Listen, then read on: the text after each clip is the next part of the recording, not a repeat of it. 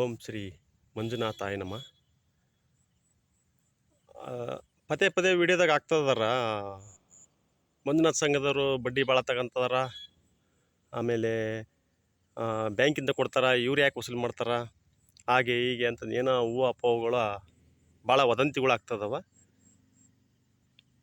ಈ ಸಂಘ ಇರೋದಕ್ಕೆ ಒಂದು ಶಿಸ್ತು, ಒಂದು ನಾಗರಿಕತೆ ಬೆಳೆದಿರೋದು ಅಂದರೆ ಈ ಸಂಘದಿಂದ, ಧರ್ಮಸ್ಥಳ ಸಂಘದಿಂದ ಪ್ರತಿಯೊಬ್ಬರಿಗೂ ಒಂದು ಭಾಳ ಕಟ್ಕೊಳಕ್ಕಾಗಲಿ, ಒಂದು ವ್ಯವಸ್ಥಿತವಾಗಿ ಬದುಕೋಕ್ಕಾಗಲಿ ವ್ಯವಸ್ಥೆ ಮಾಡಿಕೊಟ್ಟಂಥ ಸಂಘ ಧರ್ಮಸ್ಥಳ ಸಂಘ. ಇದನ್ನೇನಾರ ಮಾಡಿ ಅಲ್ಲಗಳಿಬೇಕು, ಇದನ್ನೇನಾರ ಮಾಡಿ ನಾಶ ಮಾಡ್ಬೇಕಂತ ಭಾಳ ವ್ಯಕ್ತಿಗಳು ಈಗಾಗಲೇ ಭಾಳ ವದಂತಿಗಳನ್ನು ಹಬ್ಬಿಸಿದ್ದಾರೆ. ಈಗಾಗಲೇ ಸದಸ್ಯರುಗಳಿಗೆ, ಮಾನ್ಯ ಸದಸ್ಯರುಗಳಿಗೆ, ನೀವು ಸಂಘಕ್ಕೆ ಯಾವ ಕಾರಣಕ್ಕೂ ದುಡ್ಡು ಕಟ್ಟಬೇಡ್ರಿ, ಸಾಲ ಕಟ್ಟಬೇಡ್ರಿ ಅಂತಂದು. ಸಾಲ ಕಟ್ಟಬೇಡ್ರಿ ಅಂತಂದರೆ ಮುಂದೆ ಸಾಲ ಕೊಡೋಕ್ಕಾಗಲ್ಲ ಸಂಘದವರು. ಇದಕ್ಕೆ ಕಾರಣ ಏನಂದರೆ, ಇವ್ರು ಯಾಕೆ ಹೀಗೆ ಮಾಡ್ತಾರೆ ಅಂದರೆ, ಕೆಲವು ರಾಜಕಾರಣಿಗಳು ಇದನ್ನು ಹಬ್ಬಿಸಿದಾರದು. ದಯವಿಟ್ಟು ಸದಸ್ಯರಿಗೆ ಹೇಳ್ತಾರೆ ಮಾತುಗಳು, ಯಾರು ಏನೇ ಹೇಳಲಿ ನೀವು ದಯವಿಟ್ಟು ಇದನ್ನು ಕಿವಿಗೆ ಹಾಕ್ಕೋಬೇಡ್ರಿ. ನೀವು ಸಂಘದಾಗ ಸಾಲ ತಗೊಂಡಿರಲ್ಲ, ಅದನ್ನು ದಯವಿಟ್ಟು ವಾರದ ಕಂತು ಪ್ರಕಾರ ಕಟ್ಟಿರಿ. ಈ ಬಡ್ಡಿ ನಿಮಗೆ ಚಾರ್ಟ್ ಕೊಟ್ಟಿದಾರ, ಪ್ರತಿಯೊಬ್ಬರಿಗೆ ಕೊಟ್ಟಿದಾರ, ಅದನ್ನ ನೋಡಿ ಕೇಳ್ರಿ, ಅದನ್ನ ಬೇರೆಯೊಬ್ರಿಗೆ ತೋರಿಸ್ರಿ. ಅದನ್ನ ಬಡ್ಡಿ ಅದೇಂಗೆ ಹೆಚ್ಚಿ ಆಕತಿ, ಸಾಮಾನ್ಯ ಬಡ್ಡಿ ಥರನೇ ಆಗ್ತಾರದು. ನಮಗೆ ದುಡಿಯೋಕ್ಕೆ ಶಕ್ತಿ ಕೊಟ್ಟಿರೋದಂಥ ಮಂಜುನಾಥನಿಗೆ ನಾವು ಯಾವತ್ತೂ ಮೋಸ ಮಾಡಬಾರ್ದು. ದಯವಿಟ್ಟು ಇದಕ್ಕೆ ಕಾರಣ ಇಷ್ಟೇ. ಕೆಲವು ರಾಜಕಾರಣಿಗಳು ಏನು ಮಾಡ್ತಿದಾರೆ ಅಂದರೆ, ಈಗ ಅವರು ಅಲ್ಲೇದಲ್ಲೇ ಫಂಕ್ಷನ್ ಮಾಡ್ತಾರೆ. ಎಲೆಕ್ಷನ್ ಬರೋ ಮುಂದ್ಗಡೆ ಆಗಲಿ, ಎಲೆಕ್ಷನ್ ಬರೋಕ್ಕಾಗಲಿ, ಅವಾಗಲಿ ಇವಾಗಲಿ ಅವರಿಗೆ ಜನ ಬೇಕು. ಅವ್ರಿಗೆ ಜನ ಬೇಕಾಗಿರೋದು ಯಾರು? ರೈತರು, ಕೂಲಿಕಾರರು, ಇಂಥವ್ರು ಜನ ಬೇಕು ಅವರಿಗೆ. ಅವ್ರು ಏನು ಮಾಡ್ತಾರೆ ಅಂದರೆ, ಕೆಲವರಿಗೆ ತೆಲಿಗೆ ಒಂದು 200 ಕೊಟ್ಟು ಒಂದು ಲಾರಿನ ಬಸ್ ಹತ್ತಿಸಿ, ಅಲ್ಲಿ ಪೆಟ್ರೋಲ್ ಹಾಕ್ಸಿ, ಅಲ್ಲೆಲ್ಲೇ ಒಂದು ಊಟ ಹಾಕ್ಸಿ, ಅವರು ಸಮ್ಮೇಳನ ಮಾಡ್ಬೇಕು, ದೊಡ್ಡದಾಗಿ ಫಂಕ್ಷನ್ ಮಾಡ್ಬೇಕು. ಆ ಫಂಕ್ಷನಿಗೆ ಜನ ಬೇಕು. ಈಗೇನಾಗೈತೆ ಅಂದರೆ, ಜನಗಳು ಹೋಗ್ತಾ ಇಲ್ಲ. ಕಾರಣ ಇಷ್ಟೇ, ಸಂಘ ಕಟ್ಕೊಂಡ ಮೇಲೆ ಅವ್ರವರಿಗೆ ಬದುಕು ರೂಪಿಸಿರು, ಅವ್ರವ್ರ ಬದುಕು ಕಟ್ಕೊಂಡಾರ. ಅವ್ರಿಗೆ ಕೆಲಸ ಐತಿ, ಅವರಿಗೆ ಕೈ ತುಂಬ ಕೆಲಸ ಐತಿ. ಕೆಲಸ ಮಾಡಿದಾಗ ದುಡ್ಡು ಬರ್ತೈತಿ. ಕೆಲಸ ಮಾಡೋಕೆ ಅವರಿಗೆ ವೈಯಕ್ತಿಕ ಸಾಲ ಸಿಗ್ತತಿ ಸಂಘದಿಂದ. ಯಾವುದೇ ರೀತಿಯಾಗಲಿ ಒತ್ತಡ ಇಲ್ಲ. ಹಂಗಾಗಿ ಈ ಜನಗಳು ಏನು ಮಾಡ್ತಿದಾರ, ಹೋಗ್ತಾ ಇಲ್ಲ ಸಂಘಗಳಿಗೆ ಬಿಟ್ಟು ಈ ಬೇರೆ ಫಂಕ್ಷನ್ಗಳು ಹೋಗ್ತಾ ಇಲ್ಲ ಅಂತಂದು ರಾಜಕಾರಣಿಗಳು ಏನು ಮಾಡ್ತಿದಾರ, ಅಲ್ಲೇದೆಲ್ಲೇದೆಲ್ಲೇದೆಲ್ಲೇ ಒಬ್ಬೊಬ್ಬ ವ್ಯಕ್ತಿ, ನಿಗೂಢವಾಗಿ ವ್ಯಕ್ತಿ ಇಟ್ಟು ಅವ್ರು ಕೂಡ ಹೇಳಿ ಕಳ್ಸೋರು, ಈ ಥರ ಮಾಡ್ತಾ ಇದಾರೆ, ನೀವು ಈ ಥರ ವದಂತಿ ಹಬ್ಬಿಸ್ರಿ ಅಂತಂದು. ಅಷ್ಟೇ. ಇದು ಕಾರಣ ಇಷ್ಟೇ. ದಯವಿಟ್ಟು ಹೇಳ್ತೀನಿ, ಯಾವುದೇ ಕಾರಣಕ್ಕೂ ಸದಸ್ಯರು ಇವು ಮಾತುಗಳಿಗೆ ಕಿವಿಗೊಡದೆ ನಿಮ್ಮ ಸಂಘಗಳನ್ನು ಸರಿದೂಗಿಸ್ಕೊಂಡು ಚೆನ್ನಾಗಿ ಇಟ್ಕೊಳ್ರಿ. ಮುಂದೆ ಸಂಘನೂ ಚೆನ್ನಾಗಿರ್ತತಿ, ಸಾಲನೂ ಸಿಗ್ತತಿ. ಆಮೇಲೆ ಒಂದು ತಿಳ್ಕೊಳ್ರಿ, ನಿಮಗೆ ಯಾರು ಸಾಲ ಕೊಡ್ತಾರ? ಒಂದು ಸೈನ್ ಮಾಡಿರಿ, ಯಾರು ಸಾಲ ಕೊಡ್ತಾರೆ? ಯಾವ ಬ್ಯಾಂಕ್ನಾರು ಸಾಲ ಕೊಡ್ತಾರೆ? ಯಾವ ಗೌರ್ಮೆಂಟ್ ಸಾಲ ಕೊಡ್ತತಿ? ಭಾಳ ಬೇಡ. ಈ ಹೂವಪ್ಪ ಹೇಳ್ತದಾರಲ್ಲ, ಅವರೇ ಕೊಡ್ತಾರ? ಒಂದು 10,000 ರೂಪಾಯಿ ಕೇಳ್ರಿ ನೋಡೋಣ, ಅವ್ರನ್ನ ಕೊಡ್ತಾರೇನಂತಂದು. ಯಾಕೆ ಕಾರಣಕ್ಕೂ 10,000 ಅಲ್ಲ, 1,000 ಕೊಡಲ್ಲ ನಿಮಗೆ. ಯಾಕೆ ಕೊಡ್ಬೇಕಂತಾರ? ಏನು ಅವ್ರಿಗೆ ಲಾಭ ಇದ್ರೆ ಮಾತ್ರ ಸಾಲ ಕೊಡೋದವರು.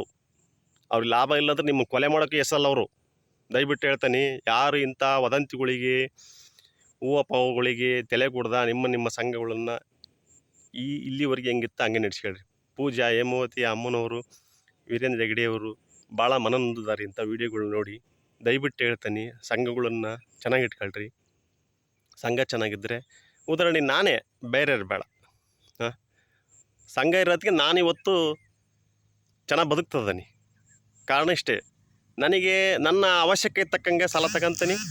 ನಾನು ಸಂಘದ ಸಾಲ ಕಟ್ಕೊಂತ ಹೋಗ್ತದನಿ, ಅದನ್ನು ಮರುಪಾವತಿ ಥರ ಮಾಡ್ಕೊಂತ ಹೋಗ್ತದನಿ. ನನಗೆ ಬೆಳೆ ಬೆಳೆಯೋಕ್ಕಾಗಲಿ, ಹಬ್ಬ ಹರಿದಿನಕ್ಕಾಗಲಿ ನನ್ನ ಸಾಲ ಸೋಲ ಭಾಳ ಇದ್ದು ಅವನ್ನೆಲ್ಲ ತೀರ್ಸ್ಕೊಂಡೆ. ಕಾರಣ ಇಷ್ಟೇ, ನನಗೆ ಯಾರೂ ಸಾಲ ಕೊಡಲಿಲ್ಲ. ಲಕ್ಷಗಟ್ಟಲೆ ಯಾರು ಸಾಲ ಕೊಡಲ್ಲ ನಮಗೆ. ಸಂಘ ಒಂದೇ ಒಂದು ಸೈನ್ ಮಾಡೋತ್ತಿಗೆ ನಮಗೆ ಸಂಘದಾಗ ಸಾಲ ಕೊಡ್ತಾರೆ. ನಮ್ಮ ಸಂಘ ಚೆನ್ನಾಗಿ ಇಟ್ಕೊಂಡೀವಿ, ನೀವು ಚೆನ್ನಾಗಿ ಇಟ್ಕೊಳ್ಳಿ ಸಂಘಗಳ. ದಯವಿಟ್ಟು ಹೇಳ್ತೀನಿ, ಇಂಥ ರಾಜಕಾರಣಿಗಳ ವ್ಯಕ್ತಿಗಳಿಗೆ ಕಿವಿ ಕೊಡದೆ ಸಂಘ ಚೆನ್ನಾಗಿ ಇಟ್ಕೊಳ್ರಿ. ಅವ್ರು ಏನು ಮಾಡ್ತಾರೆ ಅಂದರೆ, ಇದೇ ಕಾರಣ. ಅವ್ರಿಗೆ ಏನೇನಲ್ಲ, ಜನ ಸೇರ್ತಲ್ಲ ಅವರಿಗೆ, ಅವ್ರ ಫಂಕ್ಷನ್ಗಳಿಗೆ ಜನ ಸೇರ್ತಾ ಇಲ್ಲ. ಏನಾರ ಮಾಡಿ ಧರ್ಮಸ್ಥಳ ಸಂಘನ ನಿರ್ಮೂಲನೆ ಮಾಡ್ಬೇಕನ್ನೋ ಒಂದೇ ಒಂದು ಕಾರಣಕ್ಕೆ ಇದನ್ನೆಲ್ಲ ಹಬ್ಬಿಸ್ತದಾರ ಅಷ್ಟೇ. ಯಾರು ಮಾಡ್ತಾರ? ಸ್ವಯಂ ಉದ್ಯೋಗ ಕಲ್ಪಿಸ್ಕೊಡ್ತದೆ ಸಂಘ, ಬದುಕ ರೂಪಿಸ್ಕೊಡ್ತೈತಿ. ಆಮೇಲೆ ದೇವಸ್ಥಾನ ಜೀರ್ಣೋದ್ಧಾರಕ್ಕೆ ಹಣ ಕೊಡ್ತೈತಿ. ಆಮೇಲೆ ನಿಮ್ಮೂರ ಕೆರೆ ಇದ್ರೆ ಕೆರೆ ಜೀರ್ಣೋದ್ಧಾರ ಮಾಡ್ತೈತಿ. ಈ ಗೌರ್ಮೆಂಟ್ ಮಾಡ್ತತಾ? ಯಾವ ರಾಜಕಾರಣಿನೂ ಮಾಡ್ತಾನ? ಯಾರು ಮಾಡಲ್ಲ. ಯಾವ ಒಬ್ಬ ವೈಯಕ್ತಿಕ ವ್ಯಕ್ತಿ ಮಾಡಲ್ಲ. ನಿಮಗೆ ಏನೇ ಸೌಲಭ್ಯ ಬೇಕಂದ್ರು, ಏನೇ ಬೇಕಂದ್ರು ಧರ್ಮಸ್ಥಳ ಸಂಘ ಇವತ್ತು ಬಾಗಿಲನ್ನು ತೆರೆದೈತೆ. ನಿಮಗೆ ಏನಕ್ಕಾರ ಹೋಗ್ಲಿ, ಆರೋಗ್ಯಕರ ಹೋಗಲಿ, ದುಡಿಮೆಗೆ ಹೋಗಲಿ, ಏನೋ ಒಂದು ವ್ಯವಸಾಯಕ್ಕೆ ಹೋಗಲಿ, ಮತ್ತೊಂದಾಗಲಿ ಮರೊಂದೊಂದಾಗಲಿ, ಪ್ರತಿಯೊಂದೂ ನಿಮ್ಮ ಸೌಕರ್ಯ ಧರ್ಮಸ್ಥಳ ಸಂಘ ಮಾಡಿಕೊಡ್ತೈತಿ. ನಿಮಗೆ ಈ ಸಂಘದಾಗಿರೋದಕ್ಕೆ ಹೆಮ್ಮೆ ಪಡ್ಬೇಕು ನಾವು. ನಾನು ಖುಷಿ ಪಡ್ತೇನೆ, ನೀವು ಖುಷಿ ಪಡ್ರಿ. ದಯವಿಟ್ಟು ಹೇಳ್ತೀನಿ, ಯಾವುದೇ ಹೂವು ಪಾವುಗಳಿಗೆ ತಲೆ ಕೊಡ್ದ ನಿಮ್ಮ ಸಂಘಗಳನ್ನ ಚೆನ್ನಾಗಿ ಇಟ್ಕೊಳ್ರಿ. ಯಾವುದೇ ರೀತಿ ಕಂತು ಬಾಕಿ ಮಾಡ್ಕೊಬೇಡ್ರಿ. ನಿಮಗೆ ದುಡಿಯೋ ಶಕ್ತಿ ಐತಿ. ನಿಮಗೆ ದುಡಿಯೋ ಶಕ್ತಿ ಇರೋದಕ್ಕೆ ಧರ್ಮಸ್ಥಳ ಸಂಸ್ಥೆ ಆಗಲಿ, ಧರ್ಮಸ್ಥಳ ಸಂಘ ಆಗಲಿ, ಆ ಮಂಜುನಾಥ ಆಗಲಿ ನಿಮ್ಗೆ ಸಾಲ ಕೊಡೋದು. ನಿಮಗೆ ಶಕ್ತಿ ಇಲ್ಲದ್ರೆ ಆ ಸಂಘ ಸಾಲ ಕೊಡಲ್ಲ ನಿಮಗೆ. ನಿಮ್ಮ ಶಕ್ತಿ ಮೀರಿ ದುಡಿಮೆ ಮಾಡಿರಿ. ಯಾವ ರಾಜಕಾರಣಿಯಿಂದ ಹೋಗ್ಬೇಡ್ರಿ. ಏನು ರೀ, ಒಬ್ಬ MLA ಇಂದ ಹೋದ್ರೆ ಏನು ಸಿಗಲ್ಲ, ಒಬ್ಬ ರಾಜಕಾರಣಿಯಿಂದ ಹೋದ್ರೆ ಏನು ಸಿಗಲ್ಲ. 2 ಎಮ್ಮೆ ಕಟ್ಕೊಳ್ರಿ, ಏನು ಅದರಿಂದ ಎಲ್ಲ ಸಿಗ್ತತಿ. ಸಂಘದಾಗ 20,000 ರೂಪಾಯಿ ಸಾಲ ತಗೊಂಡ್ರೆ, ಒಂದು ಎಮ್ಮೆ ತಗೊಂಡ್ರೆ ಅದರಿಂದ ಎಲ್ಲ ಸಿಗ್ತತಿ. MLA ಇಂದ ಹೋದ್ರೆ ಅವತ್ತು 200 ರೂಪಾಯಿ ಕೊಡ್ತಾನೆ ಅಷ್ಟೇ ಒಂದು ದಿನಕ್ಕೆ. ಮತ್ತೆ ಯಾವ ಕಾರಣಕ್ಕೂ ನಿಮಗೆ 5 ಪೈಸೆ ಕೊಡಲ್ಲ. ಗೆದ್ರಂತೂ ತಿರುಗಿ ನೋಡಲ್ಲ ನಿಮ್ಮನ್ನು. ಸೋತಾಗ ಅಷ್ಟೇ ಒಂಪಟ್ಟು ಆಯ್ ಬಾಯ್ ಅಂತಾನ. ಅವ ಸೋತ್ರು ನೀವು ಅವನ್ನೇನು ಕೇಳಲ್ಲ.